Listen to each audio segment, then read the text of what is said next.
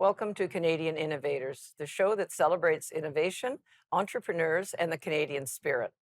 My name is Catherine Swift, and every week we introduce a new entrepreneur or expert on a relevant business topic to tell their stories and address the challenges of keeping jobs in Canada and potential solutions for job growth and prosperity.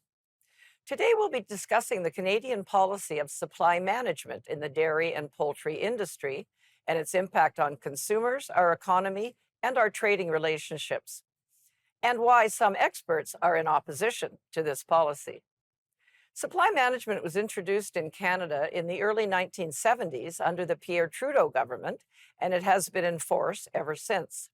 To discuss the impact of supply management and related issues, we are fortunate to be joined today by Sylvain Charlebois, Professor of Food Distribution and Policy in the Faculty of Management at Dalhousie University in Halifax.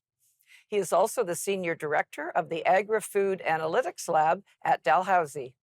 Sylvain is also known as the Food Professor, and his current research interests are in the areas of food distribution, security, and safety. He's one of the world's most cited scholars in food supply management, food value chains, and traceability, and we're honored to have him with us here today. Welcome to the show, Sylvain. Well, thank you for having me, Catherine. Our pleasure. I thought for starters, if you could give our audience a brief description of exactly what supply management is. I don't think everyone understands that and how it affects our food prices here in Canada. Yeah, absolutely. So basically, supply management is a quota system. So in order to commercially produce certain commodities, you need to own quotas, and there's probably about $34 billion worth of quotas out there to support Hmm. a few industries: eggs, poultry, and milk. Now, of course, milk has been really the focus when it comes to supply management because it represents about 80% of the entire system. So that's why there's a lot more focus on dairy in particular. And I'll just focus on dairy because it gets complicated if we mix everything else into the discussion. The other sectors are much more vertically integrated, and frankly, they're more competitive. The controversy around supply management is very much about dairy, and so dairy, you have the Canadian Dairy Commission, which sets a fair price for farmers. That's a Crown Corporation in Ottawa, so it surveys Canadian dairy farmers to better understand exactly what the cost of milk should be. And of course, we have tariffs on imports, so we have a highly protected market. And this is really the one thing that our trading partners often aim at, the protectionist nature of supply management. So we protect our market very well. So our quotas are protected and our farmers are protected. And so we have about 9,500 dairy farmers left in Canada. And when Mr. Trudeau actually implemented supply management in dairy, we had over 45,000 dairy Mm. farmers. So things have changed dramatically. Indeed, yeah.